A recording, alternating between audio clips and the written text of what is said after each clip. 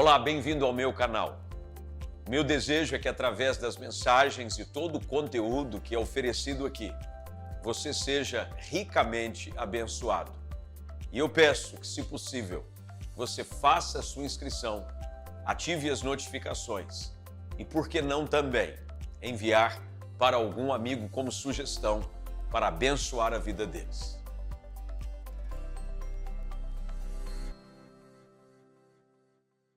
Lucas capítulo 17, versículo 11 em diante, diz assim: de caminho para Jerusalém, Jesus passava pelo meio de Samaria e da Galileia. Ao entrar numa aldeia, saíram-lhe ao encontro 10 leprosos, que ficaram de longe e gritaram: Jesus, mestre, tenha compaixão de nós. Ao vê-los, Jesus disse: vão e apresentem-se aos sacerdotes. Aconteceu que, indo eles, foram purificados. Um dos 10, vendo que estava curado, voltou dando glória a Deus em alta voz e prostrou-se com o rosto em terra aos pés de Jesus, agradecendo-lhe. Este era samaritano. Então Jesus perguntou: não eram 10 os que foram curados? Onde estão os 9? Não se achou quem voltasse para dar glória a Deus, a não ser este estrangeiro? E lhe disse: levante-se e vá, a sua fé salvou você. A forma como Jesus conduziu o seu ministério, e era um ministério itinerante, isso quer dizer que Jesus não ficava muito tempo num lugar específico. De tempo em tempo ele ia a um ou outro lugar, cumprindo o seu ministério de anunciar o reino de Deus, de curar os enfermos, de libertar os cativos. Aliás, a Bíblia traz inúmeras narrativas, não todas, obviamente, porque seria impossível de registrar tudo aquilo que Jesus fez nos seus 3 anos e meio de ministério em 4 evangelhos, mas traz uma narrativa substancial da peregrinação de Jesus por uma região específica, mais propriamente dita, na região da Galileia. Mas de tempo em tempo Jesus dirigia-se a Jerusalém, principalmente naquelas que eram conhecidas como as festas dos judeus. Judeu como era, ele cumpria com toda a tradição judaica. E o caminho em direção a Jerusalém ainda o é assim, necessariamente te força a passar por alguns lugares, principalmente se você quiser desviar um pouco e encurtar o percurso. Havia 2 rotas conhecidas, uma rota que te tirava do caminho da Samaria, aquela que era mais buscada pelos judeus, porque eles evitavam passar pela Samaria, porque havia um certo dissabor na relação entre os samaritanos e os judeus. Mas quando você queria cortar caminho, quando você queria fazer da viagem um pouco mais proveitosa, você ia pelo caminho da Samaria. Bem, sabemos muito bem de que Jesus passa pelo menos em 2 ocasiões por Samaria, pelo menos exposto claramente nas Escrituras. O primeiro é o texto de João capítulo 4, quando claramente o texto diz de que era necessário que ele passasse pela Samaria, e ali tem a narrativa de uma história maravilhosa que é fruto da transformação da vida de uma mulher samaritana, que buscava água, e Jesus disse: se você provar da água que eu lhe der, você jamais voltará a ter sede. Bem, essa ocasião, muito provavelmente, Jesus também estava fazendo essa outra rota, até porque o texto explicitamente nos coloca diante desta informação. O versículo 1 diz que Jesus passava pelo meio da Samaria e da Galileia. Ao passar, ele estava se dirigindo a Jerusalém e ele decide parar em uma aldeia. As aldeias eram pequenas comunidades, nem todas elas reconhecidas, pelo menos aqui na geografia bíblica, mas presentes nas comunidades da época. Assim como hoje existem grandes metrópoles em muitos lugares e algumas cidadezinhas pequenininhas. Eu me lembro que essa semana encontrei-me com uma pessoa, aliás acho que eu fui pregar, quando eu estive em Piracicaba, eu perguntei para a moça, você é de onde? Não, eu falei, eu sou de Minas Gerais. Eu falei, que cidade? Ela disse o nome da cidade. Eu disse, eu nunca ouvi falar. Ela disse assim, mas a cidade próximo de tal lugar. Eu falei, também nunca ouvi falar. Não, mas aí tem uma outra cidade que fica próximo dessa outra cidade. Ela disse a cidade.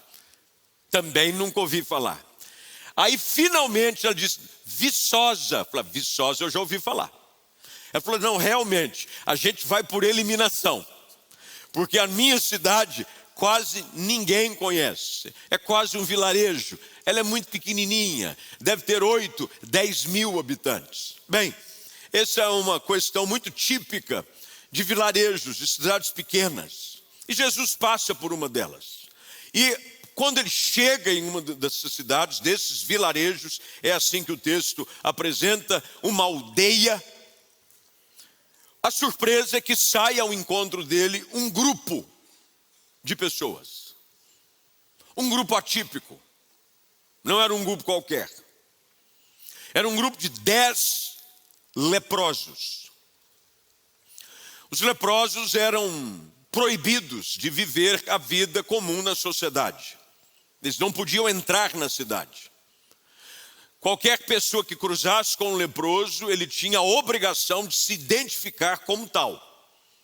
Ele tinha que comumente andar com um sino pelas suas vestes, para que quando ele andasse as pessoas notassem de que havia um grupo ou um indivíduo que estava tomado de uma enfermidade tida como maldição. Um leproso era quase que um sinônimo de maldito. E aqui estava um grupo, 10 deles. E quando Jesus chega nessa aldeia, e a Bíblia diz que ao entrar na aldeia, esse grupo de leprosos sai ao encontro dele.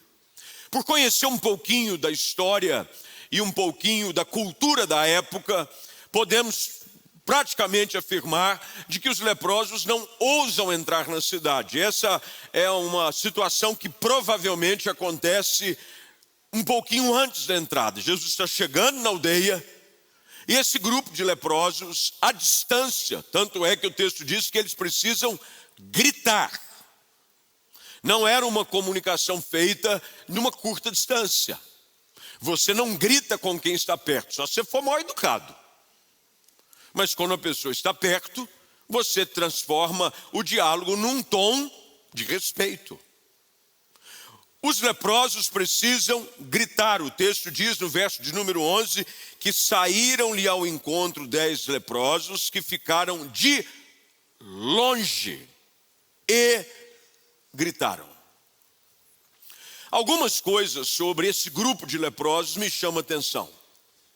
Primeiro, porque eles estavam juntos. Era uma comunidade de leprosos. 10, não eram poucos.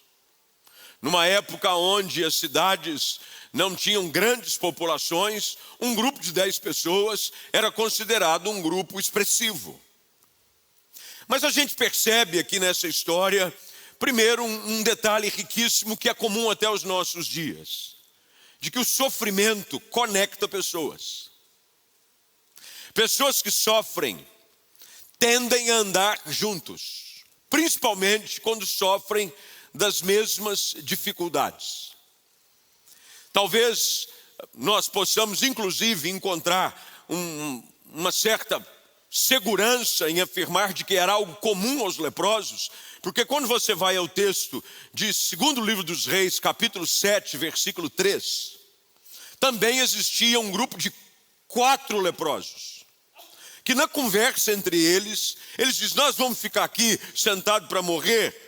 Nós vamos invadir o exército inimigo e vamos ver o que está acontecendo. Dito isso, a gente começa a entender de que provavelmente, os leprosos tendiam a andar em certo grupo. Bem, talvez para romper a dificuldade de falta de relacionamento com a sua própria família. Eles não podiam chegar perto dos seus familiares. E solidão, a gente sabe muito bem, mata mais do que lepra. Solidão faz mal. Solidão adoece a alma. E os leprosos talvez tenham criado um grupo de enfermos itinerante, no qual um ia dizendo para os outros uma palavra de ânimo, de encorajamento, talvez um bate-papo, comunicavam-se, encorajavam-se. Até que neste grupo de 10, o que entendemos aqui, havia superado os preconceitos culturais da época. Lembre-se do que eu disse: os samaritanos não se davam com os judeus. Mas no grupo de leprosos tinha de tudo. Samaritanos, pelo menos um, que foi o que voltou, e judeus. E a gente vai descobrindo aqui que o sofrimento derruba muitas barreiras em relacionamento. Quando você vai num hospital e você vê pessoas sofrendo ou fazendo tratamentos comuns para doenças específicas, cai por terra histórico escolar, status social. As pessoas às vezes esperando por uma boa notícia, ou por um diagnóstico, ou por um boletim médico, ali na sala de espera, tornam-se amigos em meio à dor. A dor tende a aproximar as pessoas, tende a aproximar, tende a fazer com que aquilo que me machuque em você, nos aproxima para que mutuamente possamos nos consolar.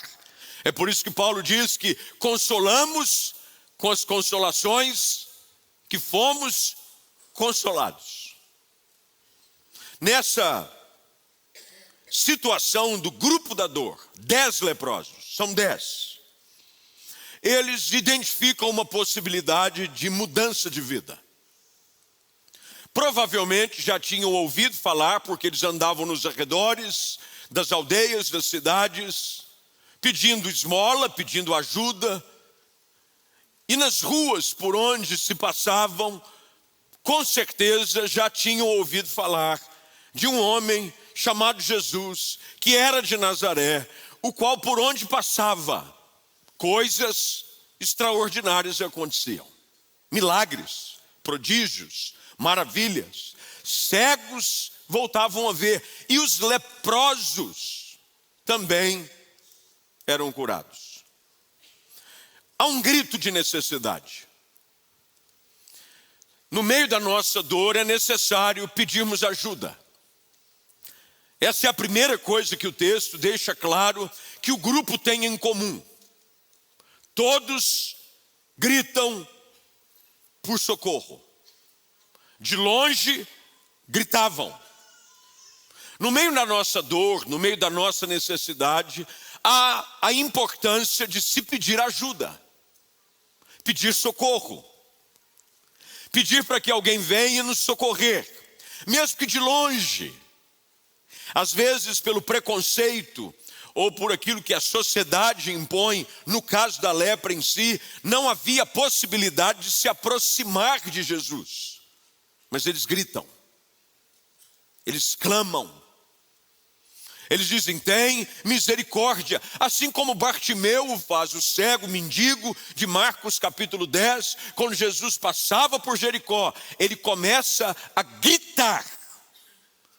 Porque todo necessitado tem um grito calado dentro de si. Há um grito que está doido para ir para fora. Me ajuda, estenda a mão, faça algo. Há uma necessidade. Quem sabe no meio do seu silêncio, enquanto você enfrenta a sua dor, não há um grito de ajuda que precisa ser colocado para fora. Imagina se eles simplesmente se calam enquanto Jesus passa. Imagine se eles simplesmente veem a oportunidade de passar a distância e não fazem nada. O texto diz que eles gritavam. Jesus sempre está disposto a ouvir o grito do necessitado. Jesus sempre terá os seus ouvidos abertos e atentos ao clamor do aflito. Eles gritam. E Jesus prontamente se enche de compaixão por eles, porque o clamor deles foi exatamente esse. No verso de número 13, bem no seu finalzinho, diz Jesus: Mestre, esse era o clamor deles, tenha compaixão de nós. Olha para nosso estado e tem misericórdia da nossa vida. Coloque-se no nosso lugar. Jesus sempre vai ter um ouvido atento ao grito dos desesperados. Eles gritam. E a Bíblia diz que ao vê-los, Jesus, eu gosto da expressão que o texto claramente nos expõe, de que Jesus não vê a um, como em algumas situações, como junto ao tanque de Betesda, havia aquele homem que sofria 38 anos, e Jesus vê especificamente aquele e trata diretamente com ele. Mas aqui no texto não. O texto é claro em dizer de que Jesus, ao vê-los, Jesus viu a todos. Muito provavelmente porque todos gritaram. Eles já deviam ter talvez ensaiado o grito de socorro. 1, 2, 3 e... Se a gente gritar junto, fica mais forte. Vocês já viram como funciona, e nós estamos na época de Copa do Mundo, o poder de um estádio gritando numa só voz a mesma expressão. Se uma só pessoa gritar, seja um cântico de guerra, de jogo, ou o nome do seu país ou do seu time, isoladamente no estádio, provavelmente não surtirá muito efeito. Mas quando toda a equipe, todo um estádio gritam juntos, o poder da voz ganha uma proporção assustadora. Talvez eles ensaiando, dizendo, vamos juntos. 1, 2, 3 e... Eles gritam. E Jesus os vê a todos. E Jesus, ao ver a todos, eu preciso só dar esse pano de fundo do que acontece para aplicarmos diretamente o que precisa acontecer depois da cura. Jesus, indo a eles, diz, olha, vocês vão e apresentem seus sacerdotes. Não há aqui, pelo menos no entendimento do texto, nenhum tipo de aproximação física de Jesus com os leprosos. Não que ele já não tenha feito antes. Há um outro milagre de Jesus com o leproso, que ele toca o leproso, literalmente. Mas aqui é uma outra situação. Talvez Jesus, preocupado com aquilo que ele estava indo fazer, ele entraria na aldeia, e para não gerar nenhum preconceito para com a sua pessoa, porque dentro da tradição judaica, lembre-se, quem tocava no leproso era considerado impuro também. Ele diz, não, eu não vou tocar porque eu tenho coisa a fazer na aldeia. Vão, apresentem-se ao sacerdote e fiquem purificados. E o texto diz que eles simplesmente foram. Eles foram. E ao irem, nós sabemos aqui de que o caminho não era pequeno. Apresentar-se ao sacerdote, muito provavelmente, ele estava se referindo a irem a Jerusalém. Era um caminho longo. Não era algo que você vencia em poucas horas, muito menos em poucos dias.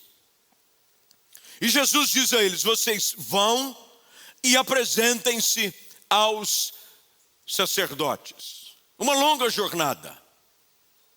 Imagine você, num grito de socorro, num grito de desespero, num grito por ajuda, finalmente Jesus te vê e ele diz: vai e mostra-te ao sacerdote. A nossa tendência, naturalmente, seria: bem, mas o senhor não poderia curar já? Tipo assim, foi. Porque a gente entende pelo texto que a cura não aconteceu de imediato. Por quê? Porque o próprio texto diz de que indo eles, foram purificados.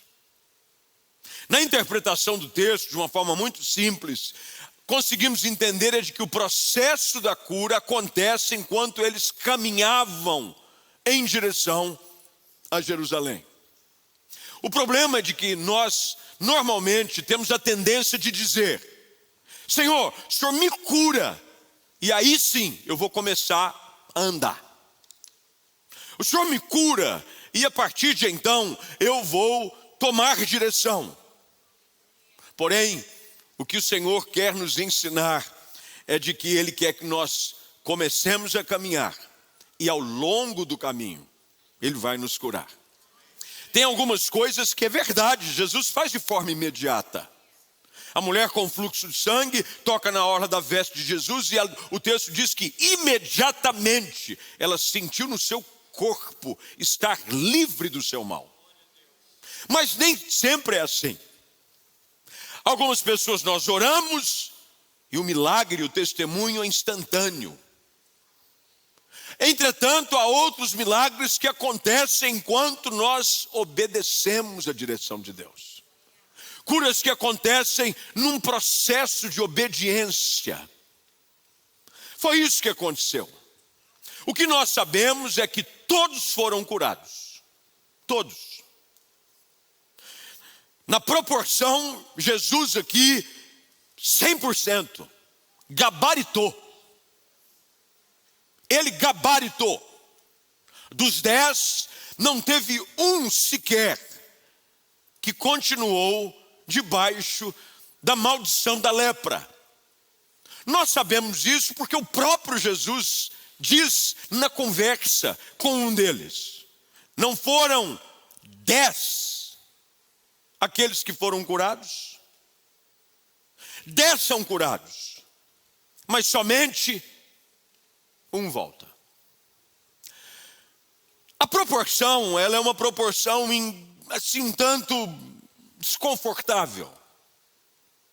De 10, um volta. 10 abençoados, 10 purificados, 10 tocados pelo Senhor, 10, número 10, mas somente um. E para nossa surpresa, este um que volta não era judeu, samaritano. Dentro daqueles que nós julgamos ser os mais prováveis de ter uma atitude de gratidão, este é o que menos se encaixaria nas apostas do dia. Você já foi apostar em alguém, já quebrou a cara? Não, eu estou dizendo aposta sem dinheiro, viu, irmão? Senão você vai sair daqui dizendo assim: não, vou fazer lá.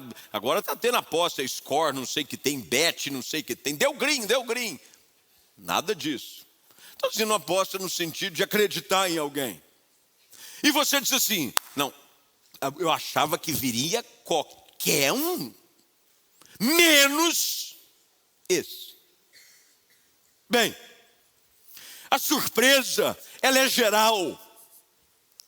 Porque o texto diz de que no verso de número 15, um dos 10. Quantos? De quantos? 10. Um dos 10. Vendo que estava curado. Enfim, ele reconhece que algo da parte de Deus havia acontecido na sua vida. Ele viu aquilo que Jesus havia feito no seu físico. Ele viu. Pergunta: quantos aqui têm visto o poder de Deus agir na sua vida? Quantos de nós? Eu me lembro de uma época aonde testemunhos públicos, e nós estamos caminhando agora para o final do ano, e no culto da virada, nós vamos ter um lindo culto da virada aqui. Vocês se preparem, irmãos. Vocês vão ver, Praia de Copacabana vai perder. Nós vamos fazer um negócio aqui, sim, ó, vai ser muito, muito legal. Mas eu me lembro que, além do culto de virada, que nós pedimos por testemunhos daquilo que Deus realizou na vida de pessoas. E se você quiser dar testemunho, procure a pastora Patrícia Cury. Ela vai te orientar, nós vamos captar o seu testemunho. Mas isso era muito comum, numa época passada, em qualquer culto. Pastor, eu queria dar um testemunho hoje. O pastor, um pouco mais experiente, ouviu o testemunho antes e depois, porque tem uns testemunhos aí que não é meio testemunho. Teve uma vez que eu pastoreando em Nova York, o rapaz disse assim: pastor, eu preciso dar a mãe, não foi o rapaz, eu preciso dar um testemunho do meu filho. Falei: meu irmão, o que foi? Irmã Maria, ela chamava. O que foi, irmã? Não, eu preciso dar um testemunho, pastor, tem que ser esse domingo. Falei: mas o que conta, pastor? Eu preciso falar o que Deus fez na vida do meu filho. Eu falei: conta para mim primeiro. Falei: pastor, é que meu filho estava vindo do México, atravessando a fronteira. Tá, conta a bênção.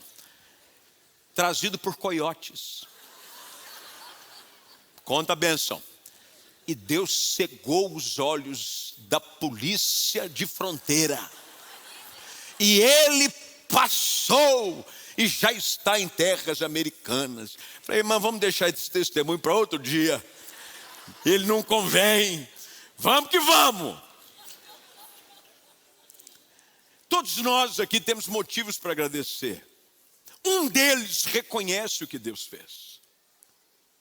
O nosso problema, a nossa dificuldade em ter atitudes de gratidão começa quando nós falhamos em reconhecer o que Deus tem feito na nossa vida. O processo de gratidão, o gatilho inicial se dá quando você reconhece aquilo que Tiago escreve na sua carta, no capítulo 1, verso 17, de que toda boa dádiva e todo dom perfeito vem dos altos céus. Tudo que é bom que acontece na sua vida é Deus quem faz. Não é fruto da sua inteligência, não é fruto do seu trabalho, não é fruto do seu esforço, é fruto da bondade de Deus na sua vida. O leproso sabia de que a cura no seu físico era fruto da compaixão de Jesus. Afinal de contas, o grito deles foi para que Jesus tivesse o quê? Compaixão. Meus irmãos, todos nós aqui somos alvos da compaixão de Deus. A começar pela nossa salvação, a continuar pela transformação da nossa casa, por tudo aquilo que Deus tem feito, mesmo nos dias mais difíceis, quando, assim como esses leprosos, nós chegamos até a andar em bando, por causa da dor que se identificou com a dor de tantos outros. Só um volta. Mas ele volta numa atitude que Deus espera, que todo coração grato deveria voltar. Veja o que diz o verso de número 15. Um dos 10, vendo que estava curado, voltou, dando glória a Deus em alta. A tua atitude de gratidão tem que ser tão alta quanto foi o seu grito de ajuda. Às vezes você vem, grita alto, tem compaixão, mas na hora de agradecer, Senhor, obrigado, hein? Ó. O grito do desespero foi substituído por um grito de alegria. Ele volta, mas ele não volta assim dizendo: olha, eu voltei, para o senhor não ficar chateado, porque eu vi que os outros do alvo não voltaram. Então eu estou representando a turma, estou aqui representando a turma, para dizer: olha, valeu Jesus, tu é gente boa, estamos fechados, precisou só chamar o grupo está aí, desenvolvemos uma relação nesses anos de leprosia. Então, Não, o texto diz que ele volta dando glória a Deus em alta voz. Ansiosos para serem declarados limpos, gritam de desespero. Ah, mas se nós pudéssemos proclamar em alta voz as bênçãos do Senhor sobre a nossa vida. Ah, se nós pudéssemos fazer audível o nosso declarar de gratidão ao Senhor. Aqueles que receberam misericórdia de Deus devem torná-la pública. É público. Olha o que ele fez por mim.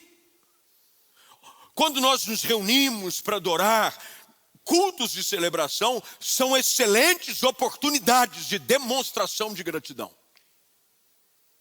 Quando você ergue as suas mãos e adora ao Senhor, eu vejo muitas pessoas tomadas pela atmosfera do culto, movidos por uma canção, por uma ministração, erguem as suas mãos e muitos molham os seus rostos com lágrimas.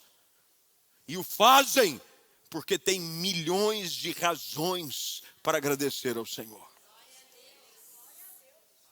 Talvez você diga, pastor, mas nada de diferente aconteceu essa semana. Mas o mais importante já aconteceu na cruz em seu favor. Você deve entrar aqui todo dia, porque a limpeza da lepra é uma representação na nossa vida da limpeza do pecado. O pecado é representado aqui nesse texto pela lepra.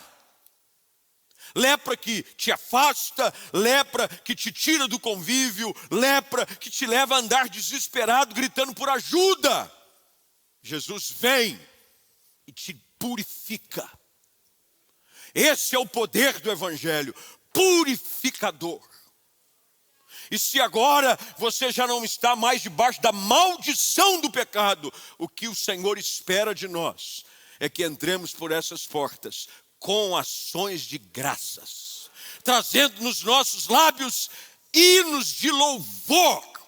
Você tem que entrar aqui nesse culto dizendo, obrigado, Senhor, porque eu estou na tua casa.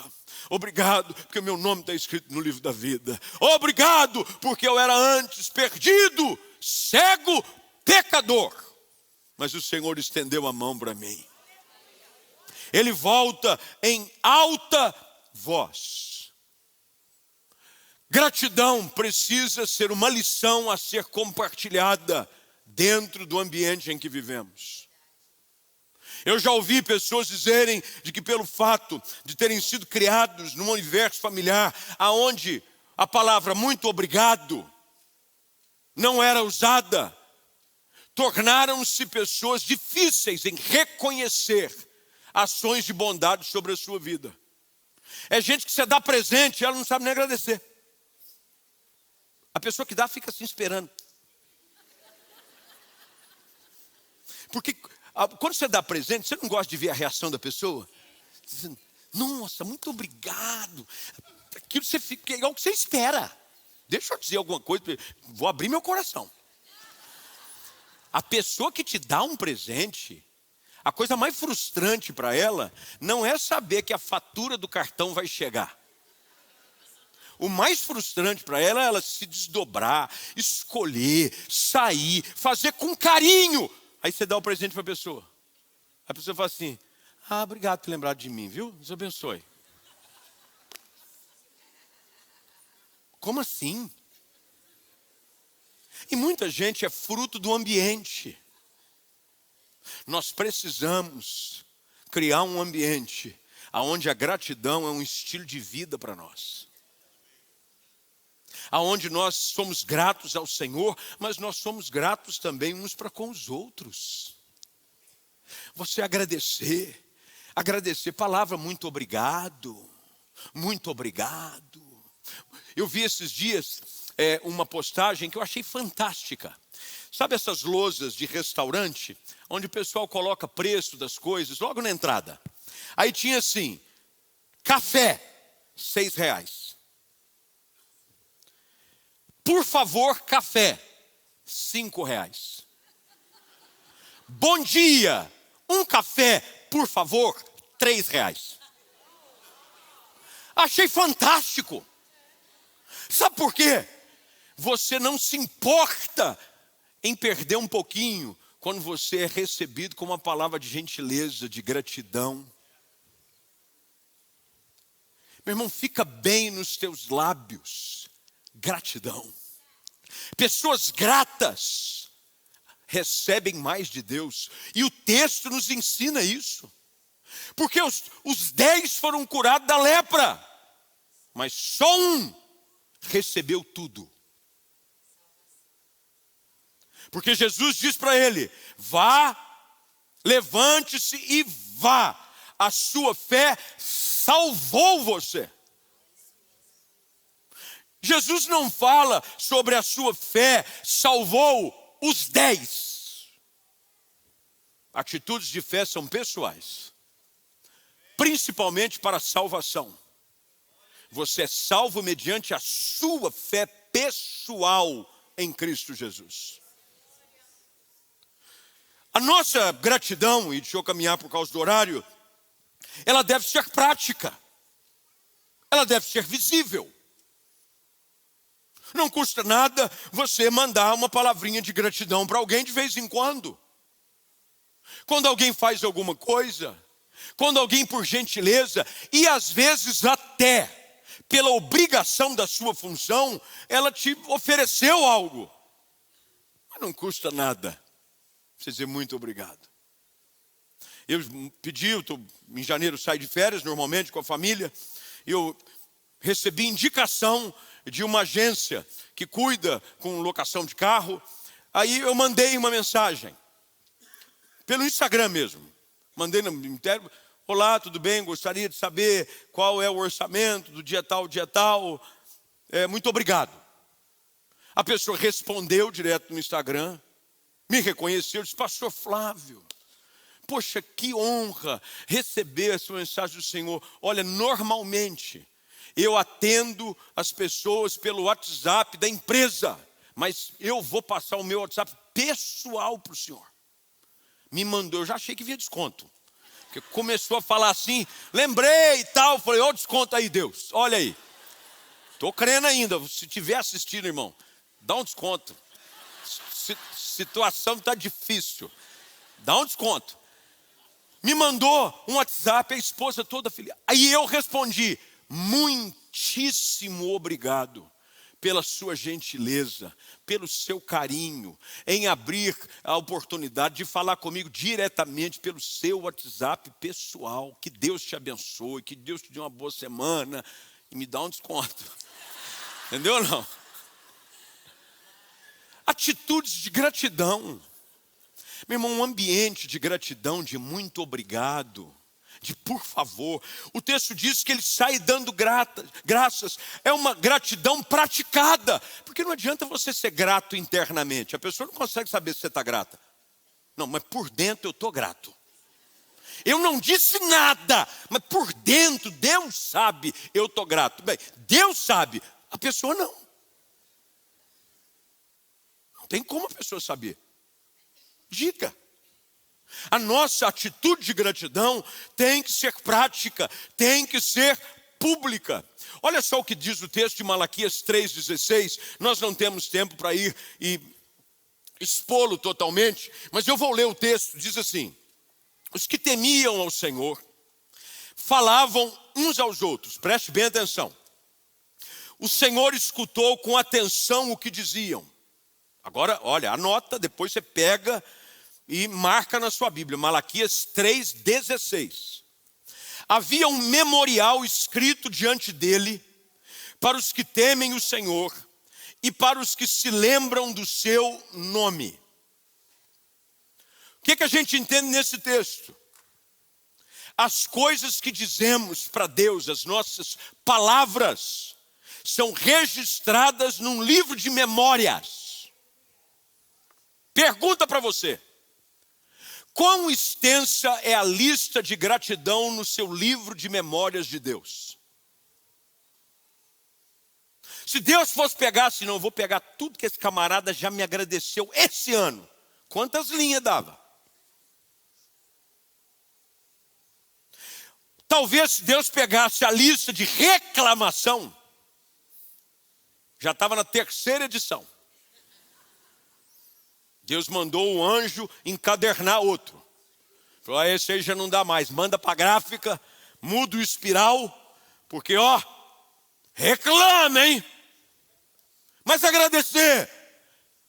Infelizmente, a proporção nos apresentada no texto do leproso, ela segue se repetindo nos nossos dias. Temos uma facilidade para pedir e uma dificuldade para agradecer. Salmo 116, verso 12, que talvez seja o texto mais conhecido quanto à quantidade de bênçãos que o Senhor tem para nos dar e tem nos dado. Quando o salmista afirma, o que darei ao Senhor por todos os seus benefícios para comigo. Ele não está dizendo das coisas que viriam, que é certa que virão, mas sobretudo aquilo que você já recebeu até aqui. Algumas coisas e eu termino. De que forma eu posso transformar a minha gratidão em algo mais prático no meu dia a dia? Anota por gentileza. Primeiro, com a sua própria vida. A sua vida tem que ser uma demonstração contínua de gratidão ao Senhor. De que forma? Você vai viver para mostrar a Ele que é grato por aquilo que Ele fez. Deus não te salvou para você viver segundo a sua própria agenda. Deus te chamou e te salvou para que você viva para a glória dEle. Todas as vezes que eu vivo para a glória de Deus, que eu abro mão dos meus desejos pessoais e vivo para Deus, eu estou demonstrando gratidão. Segunda coisa, como é que você pode demonstrar gratidão ao Senhor? Com sua fidelidade nos dízimos e ofertas. Talvez a maneira mais simples que Deus definiu para demonstrar gratidão ao seu povo foi na contribuição. Porque Ele estabelece um princípio. 10% do que você recebe, que é fruto da minha bondade sobre a sua vida, você vai entregar como demonstração de gratidão, generosidade e fidelidade. Tem pessoas que oram para que Deus as abençoe materialmente, financeiramente, mas no momento em que a porta se abre, ele se esquece de Deus. Ele não é fiel, ele dá esmolas para Deus, pede-se uma oferta, ele não faz nada. E eu deixei esse momento exatamente porque nós estamos numa ação agora para o final do ano chamada Natal Feliz. A JNI, ela encabeça o trabalho, mas é uma ação de toda a igreja. Nós queremos assistir 400 crianças dando presente. Aí foi aqui pedido uma oferta. Deram R$1.400. Gratidão, ela precisa ser demonstrada de algumas formas. Uma delas é com a sua fidelidade. Deus não permite com que o justo venha mendigar, mas Ele espera que o justo demonstre gratidão através da sua fidelidade nos dízimos e nas ofertas. É por isso que o texto de Provérbios 3, 9 e 10 diz que você deve honrar ao Senhor com os seus bens e as primícias de toda a tua renda. Toda a tua renda. Isso quer dizer que tudo aquilo que Deus coloca na sua mão, tem que haver da sua parte uma atitude de demonstração de gratidão. Dizendo, Senhor, eu te agradeço, porque o Senhor botou 90% para administrar. E com 10% eu quero mostrar que eu sou fiel ao Senhor.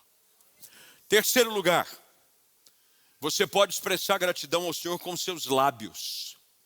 Hebreus capítulo 13, versículo 15 diz que por meio de Jesus, pois, ofereçamos a Deus sempre sacrifício de louvor, que é fruto de lábios que confessam o seu nome. Você pode começar o dia dizendo obrigado, Senhor Jesus, pelo teu cuidado. Verbalize a sua gratidão a Deus. Verbalize. Torne isso público. Faça isso uma prática frequente ao redor da mesa com seus filhos. Tem gente que vai comer um prato de comida e não agradece a Deus pelo alimento. Bota o prato de comida. Pare, você vai gastar alguns segundos. Se você for mais pentecostal, o almoço vai até esfriar. Mas diga, quando você agradece a Deus, os teus filhos ao redor da mesa, a sua casa, está sendo um modelo de como é importante você reconhecer e verbalizar de que tudo que chega à sua mesa, tudo aquilo que você veste, onde você mora, é fruto da fidelidade de Deus. Último lugar, fica de pé.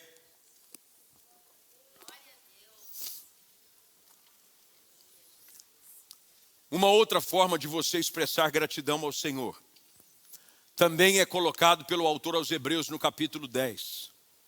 Quando ele diz, não deixemos de congregar-nos, como é costume de alguns. Antes, façamos admoestações e tanto mais quanto vedes que o dia se aproxima. O dia de culto é dia que você tem na sua agenda para expressar gratidão a Deus. Você não vem no culto só para receber. Você vem no culto para oferecer. Oferecer sua vida, oferecer seu tempo, oferecer o seu louvor, oferecer a sua oração, oferecer as suas mãos levantadas em gratidão. Se há uma atmosfera que Deus gosta de encontrar na sua casa, é de filhos gratos. Gratos. Como o Senhor é bom. O salmista, inúmeras vezes, registra nessa compilação de salmos, repetidamente a expressão, rendei graças ao Senhor, porque Ele é bom, porque a sua misericórdia dura para sempre. Rendei graças ao Senhor, e isso era cânticos, eram poesias, que você fica repetidamente dizendo, rendei graças ao Senhor, rendei graças ao Senhor. Eu não sei como é que você tem terminado esse ano, mas eu espero que você termine esse ano com palavras de gratidão nos seus lábios. Talvez você começou o ano como os 10, clamando, Senhor, tem misericórdia. E Deus tem demonstrado graça sobre a sua vida. Deus tem te ajudado, Deus tem te mantido de pé, mesmo em meio a algumas perdas, mesmo em meio a algumas dificuldades. Você tem chegado até aqui pela graça de Jesus.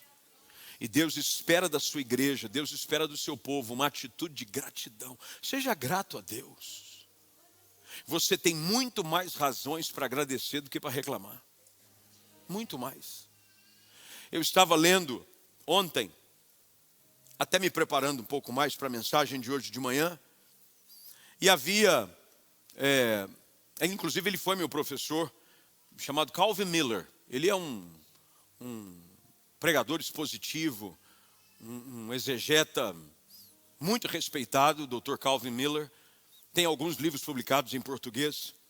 Ele disse que numa certa ocasião, ele tinha sentado-se num restaurante no Haiti. Isso pré-terremoto e todas essas devastações e guerras civis que aconteceram, infelizmente, nos últimos anos. Acho que ele está falando algo da década de 70, 80, mas que já mostrava a pobreza e a miséria daquele país. Ele sentou-se num restaurante, era um restaurante muito simples. Ele sentou-se, a comida não era lá, sabe, muito vistosa.